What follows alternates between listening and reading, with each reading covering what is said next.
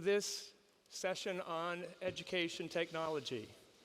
It is a great pleasure to be here and with this fine panel who I'll introduce in a moment, but I just want to give you a few introductory remarks. So it was about 7 years ago that I spoke at a conference on education technology in front of a bunch of innovators. And I told them about the over 200 million children who were unable to read a single word, despite having been in school for 2 years. I also told them about the scale of the challenge was so immense that the only way we were going to address it was through breakthrough technology. Since that speech, technology has yet to deliver on its promise. Few new technologies have broken through to have measurable impact at scale on education outcomes while also being affordable and sustainable. In fact, much of the world today, the only technology available to teachers in the classroom is chalk and a blackboard, a technology that was introduced in 1801. The COVID pandemic of the past 2 years has been devastating for education. 1.6 billion children worldwide were out of school in 2020. Learning losses are staggering. In fact, I've heard several speakers this week talk about a lost generation of learners. But, as Winston Churchill famously said, never let a good crisis go to waste. Governments have risen to the challenge, putting in place remote learning opportunities, investing in no-tech, low-tech, and high-tech solutions, and supporting teachers to make the pivot to adapt to a new reality. The pandemic has focused the attention of the global community for technology solutions for education like never before. The pandemic and technology have also forced us to rethink what it takes to transform education. They have blurred the boundaries of where learning can take place, with whom, how, and why. The challenge is to design and apply technology that reaches the very last child and ultimately improves learning. By this, I don't just mean the right solution, but the right solution that can be taken to scale within education systems that is also affordable and is built with inclusion and equity at its center. I am delighted to welcome as 5 distinguished experts for a dynamic discussion on the current trends of how technology can be used to enable students to enjoy every advantage, and we're talking about students everywhere. So please join me in welcoming His Excellency Dr. David Sengeh, Minister of Basic and Senior Secondary Education from Sierra Leone.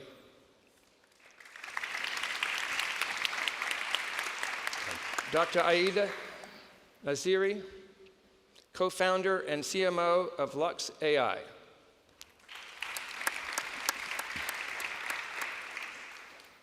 Mr. Audran, Barbaro, Director of Digital Education, Ministry of Education in France.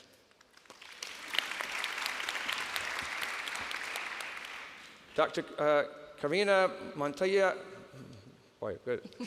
I'm struggling today. Okay, Dr. Karina Montilla Edmonds, thank you, Senior Vice President and Head of Academies and University Alliances at SAP. And finally, Mr. Antonello Barbaro, who is the CEO and General Manager of Education at H-Farm.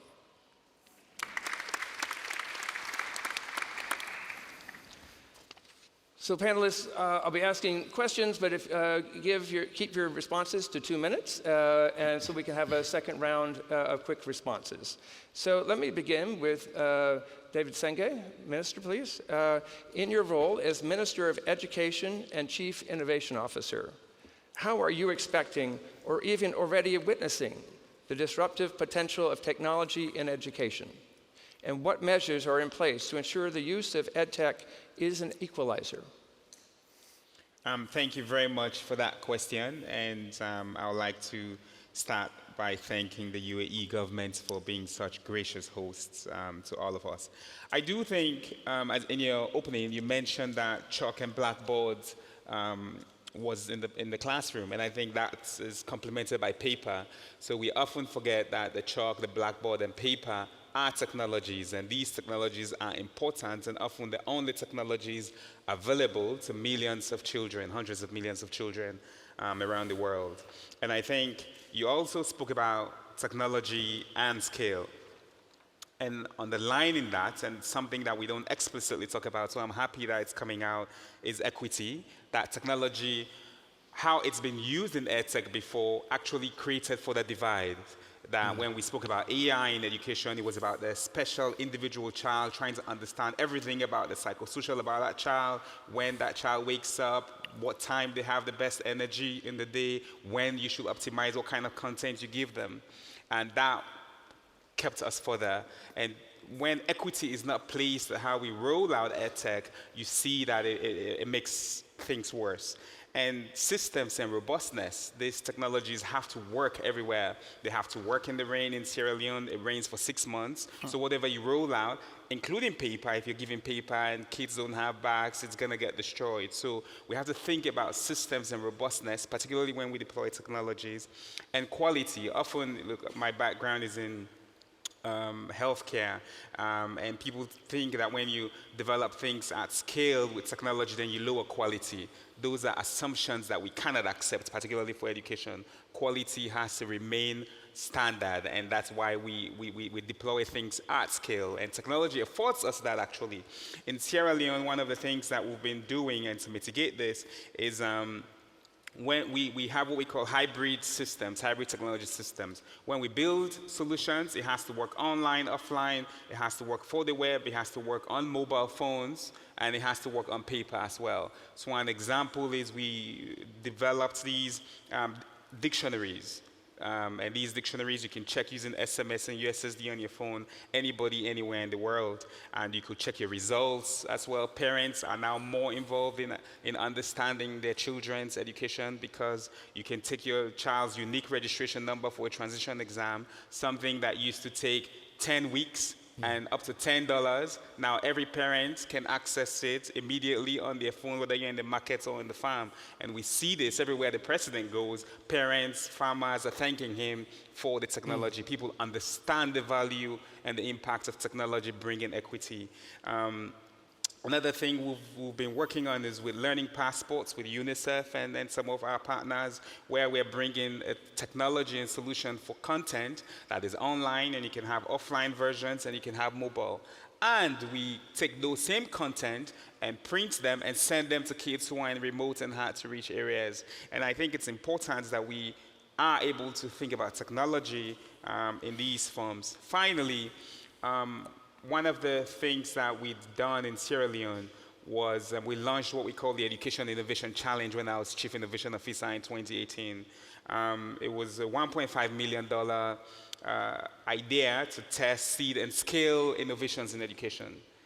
And we did that for 2 years, and now with our partners, Education Outcomes Fund, that has been scaled to $15 million, right? And I think it's this element where we can go 10x, and hopefully in a year or two with our partners, we can go another 10x to really take these solutions, not just in 340 schools, and now to thousands of schools in Sierra Leone, but we can expand it globally. We as a world have to make sure that these technologies are scalable.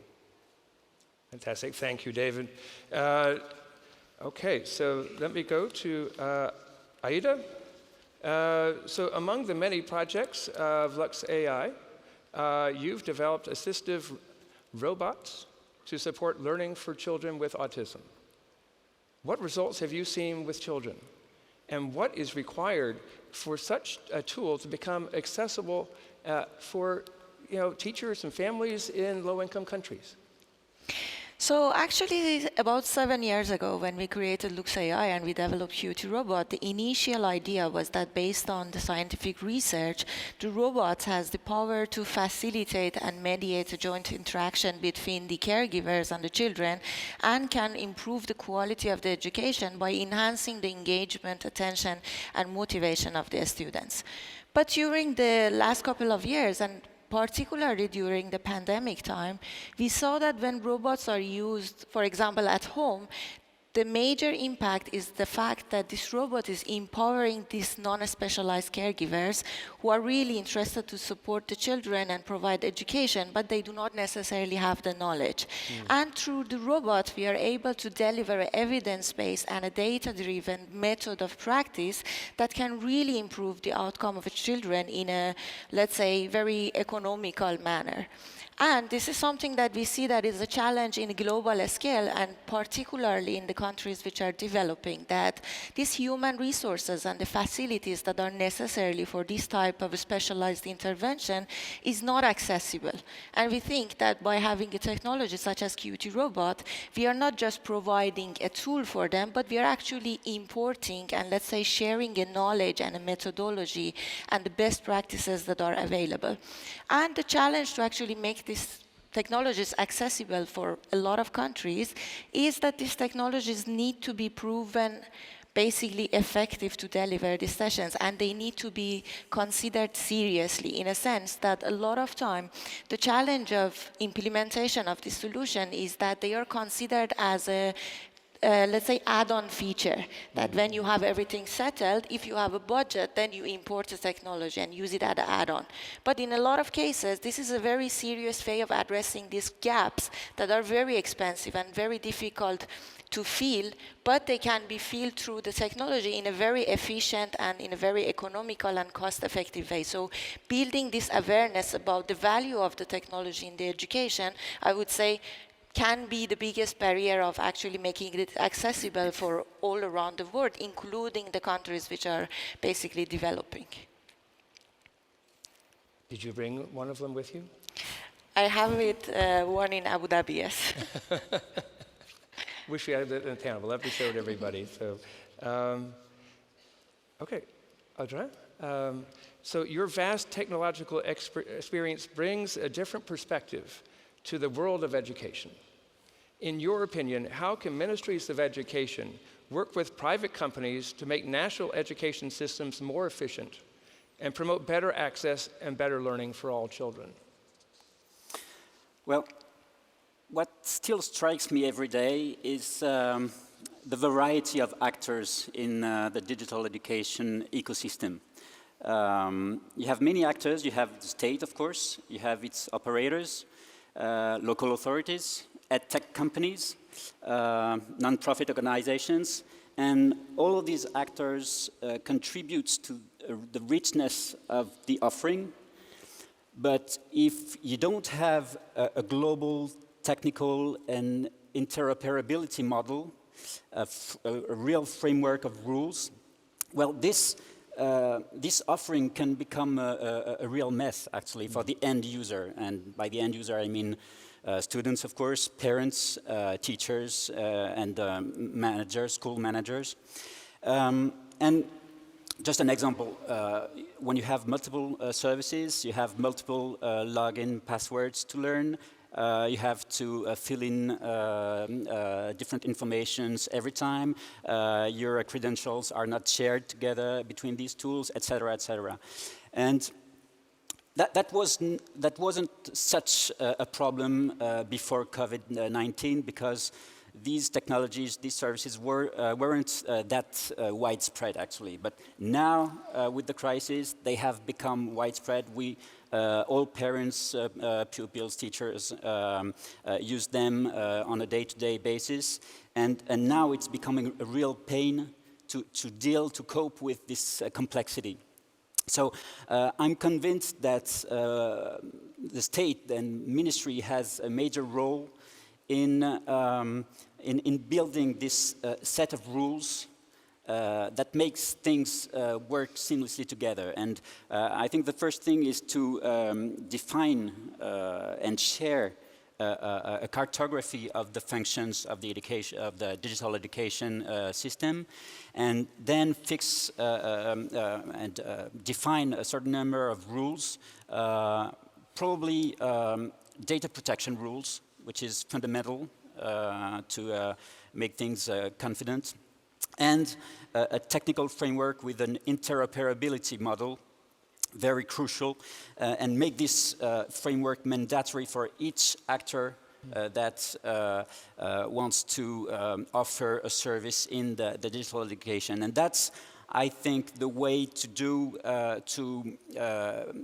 so that every service provided by each actor can work seamlessly together to the benefits of the end user.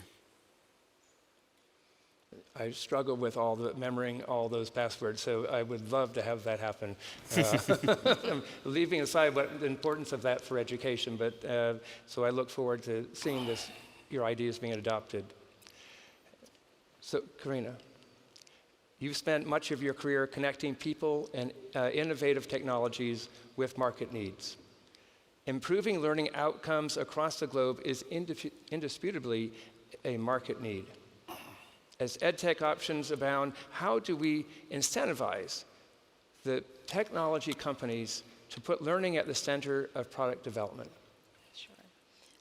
First, I want to say thank you to Rewire for this great panel, and also say that you have a lot of experts here, but one of the knowledge I bring is as a parent, and I have learners at home who had to deal with this COVID situation as well. But to address your question, I think companies are very much incentivized to make sure that we are not just contributing, but really the key player in education because of the skill gaps that we're already seeing with us. So some of the things, I guess I've been fortunate with my current employer at SAP. We have a Young Thinkers program, which provides coding to young students and really encourages students to build the digital skills. And one of the ways that I'm excited that we offer this is that, like I said, it's global. This is that can be used in partnership.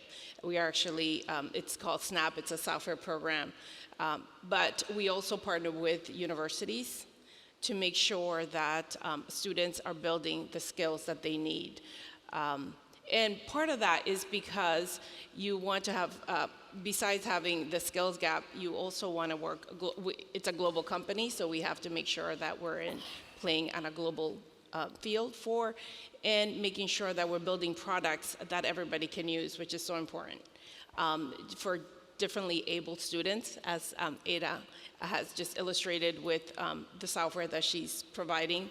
But we want to make sure that our products are useful to everyone, and you need to have everybody at the table building those tools, right? So if you want to build for everybody, you really have to have everybody at the table. So I think the biggest driver for technology company is one, like I mentioned, the skills gap, making sure that we can hire employees in the future that are tech savvy and have the skills that are needed, but also on the diversity side, making sure that our products and services have gender equity, so that that's the other piece in a lot of the products that we're putting out. How do we make sure that everybody has access to them, and that it's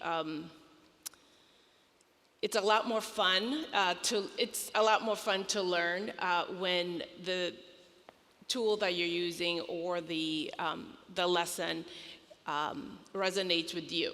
Mm-hmm. And so making sure that we're customizing, this is something that companies can do, making sure that our tools and services can be customized for a regional audience. I often refer to, again, SAP being based in Germany, and the German educational system is very well recognized globally, but it doesn't always resonate globally. So how do we make sure that we are building products and services for a regional audience? So hopefully, I know we're limited on time, but Just a hopefully quick that follow-up. address- yeah. Audran was just talking about, having kind of rules for the road and for a particular market. Does that help you, or is that a challenge? No, I think that helps, absolutely, because we want to customize our educational tools for the region. So absolutely. Okay, I think that's great. Thank you. Antonello, so digital transformation has hit every industry at unprecedented speed, yet education systems may well have received the hardest blow as they were brought to an unprecedented halt in 2020. What opportunities does this provide for schools and systems to shift and adopt innovative approaches to improve learning and equity? Thank you, Charles. Many opportunities indeed, but I would like to start with some obligations as well. And I think that the reward is throwing at us one of them. That is rethinking a model that, as you said at the very beginning, is based on a technology that is 2 centuries old. And I would ask to all of us, would we put today our kids in a car that is driven here in Dubai, in Tokyo, or in Buenos Aires with a technology that is 2 centuries old? And this is what we are doing with the educational systems and with many schools. So now let me turn to the brightest part, because there are many opportunities that technology really help us driving. And I can share some of them that we are cultivating in H Farm, where H stands from human. And what we do, we really invest to use technology to work on 3 main axes in our educational programs. One is equal access. So we're shifting away from a remote-based or location-based learning to a multi-channel school, so that children and teachers can access best knowledge, best teachers, irrespectively from their location and from their learning abilities. The second thing that we are doing, we are designing the learning to make sure that they learn for every possible future. And this is really shifting from a pure knowledge-based learning to a more collaborative, skill-based learning. What we do mainly, we offer students lenses through which they can look at the future that is every day more dynamic. Technology. We help them looking at blockchain, quantum computing, new way of doing value creation. We help them thinking about which is the impact of Industry 4.0, how the value will be created in a metaverse, and then also to think about global systematic challenges and opportunities that they will need to face together with us. Inequality, climate change, and giving them all the possibilities to work on that. The third element that to me is very important to bring, and I recommend all of us to explore into the educational models, are approaches that allow the students to work for solving global challenges and to think about impact at scale.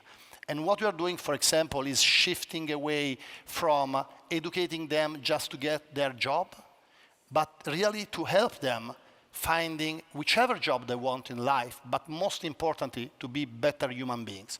And what we do, we help them working in teams and trying to look at global complex scenarios. Some of them are really present nowadays. I don't know, climate change, migration flows, but then there are also opportunities like how will be life and society when the life will be extended over 120 years. What will be life when our communities will have a community where we have human beings and autonomous machines? And we should give them the chance to use the knowledge to start addressing these elements. So thank you. Let's go to the next round. We have just a bit of time, so 1 minute each, very quickly. So ending on a forward-looking note, could each of you share one promising example of EdTech that you believe can or will contribute to the improvement of access, equity, and learning at scale? So let me start with you, Antonello. Okay. Thank you, Charles. I'll try to put that in a perspective. So 2 different views. One, if we look at education, we see that we have around 1.4 billion students and around 80 million educators in the world. We see that we have around 65 million that drop out from primary education every year, and we have 775 million of illiterate adults. At the same time, let's say around 4 or 5 weeks ago, a gentleman that is an influencer called Lipstick King was able to sell 1.7 billion US dollar of cosmetics during a 12 hours live stream on Alibaba. I think that there is a huge gap. I think the technology is there. It's up to us to use all this technology to reach the students, to give them the power to really develop better selves. Let me go to you, Karina. Sure. That's a great example, and I will say, AI, the ability to customize lesson plans for students to teach sort of the same topic, but on, using a storyline that resonates with the students, whether it's on the area of sustainability, energy, social justice. I think that's an amazing opportunity to get students engaged and involved. So. Fantastic. Okay. And Audran? I think artificial intelligence is very promising in the field of digital education. In France, the French government about a year and a half ago called for projects to boost innovation in the EdTech companies, to propose tools that use AI, that make use of AI to assist teachers in the learnings of the basics of French and mathematics. And there was one scheme to respect. They had to be a partnership between research labs and EdTech companies. And that's where we went through this past year. We had 3 phases. First phase is research and development with work between research labs and EdTech companies to share the knowledge on cognitive science, artificial intelligence, etc. Built together a new tool. And from 20 proposals, there was 5 projects that went through this phase, and now we are in the second phase of industrialization, and the third phase is just beginning in the beginning of next year to make use of these products in real classrooms, and it's very, very promising. I think this is a good method to go through innovation and to have useful tools for education. Great. Thank you for that. And Aida? So I would say the biggest value of any educational technology is to bring equality and bring accessibility to children, to have like the best of the education in a customized and individualized manner. But unfortunately, during the pandemic, what we saw was that a lot of children are not even able to attend a virtual class through a simple Zoom call or a team meeting, and so simply because of not having a stable and affordable internet connection. So from the technology perspective, I would say there is a lot of great things and initiatives happening in the world of the educational technologies, but what I would see as the biggest impactful, basically, technology that can facilitate the access to these kind of technologies is to have a good internet, maybe through a satellite internet provider or anything that can make internet available in the remote areas with affordable costs. So hopefully there is no children in the world who cannot benefit from these amazing initiatives and technologies just by not having the access. So I would hope for that. Great. Okay. So, and David, final word on this one. Thank you. First of all, as chair of the GEM Reports Advisory, I must invite everybody to please go and access the GEM report launched yesterday, 2021-2022, who chooses, who loses. And I think you actually do mention that we have to write the rules. And we have to, I think, non-state actors have a great role to play in EdTech in particular. I think my one take-home message is let's open source EdTech platforms. I mean, being on GPE, I know that countries have spent hundreds of millions over the last year and a half on EdTech platforms. Every country has their own EdTech platform. Why? EdTech must be a digital public good. I think as a world, we need to take a stand that says we have understood that we are not where we want to be. We are not going towards the SDG 4 goals. We are not going to meet it. We are not going to. COVID has opened all of our eyes to say even those who thought they were on track are not necessarily on track. Nobody has the answers. And the world is at a space where we can use this moment to say, you know, why should we privatize the fundamental EdTech platforms? Why does Sierra Leone need to go and spend $20 million to build an EdTech platform when France has one? Why should Rwanda go and build its own EdTech platform when UAE has one? We can inspire and incentivize our entrepreneurs locally to focus on content, to focus on customization, to focus on how we make it work for our communities. But we have to, as a world, take a stand that says EdTech platforms, and let's define the rules, must be open source and available to everybody. That's missing, and that's what we should do. Thank you so much. That's great. So, as we've been hearing, COVID-19 has changed everything. There is now a much greater recognition that strong and inclusive national education systems and global platforms are essential to the short and long-term recovery of society and education systems. So thank you, panel, for all your great thoughts, your examples. I'm just trying to take some notes and trying to see what we could pull together from all these different ideas. A few that just come out to me, and it doesn't begin to capture everything, but one is the part of the customization, but in order to reach the last child. Whether it's the child who's in a rural area or the one who has autism or other challenges.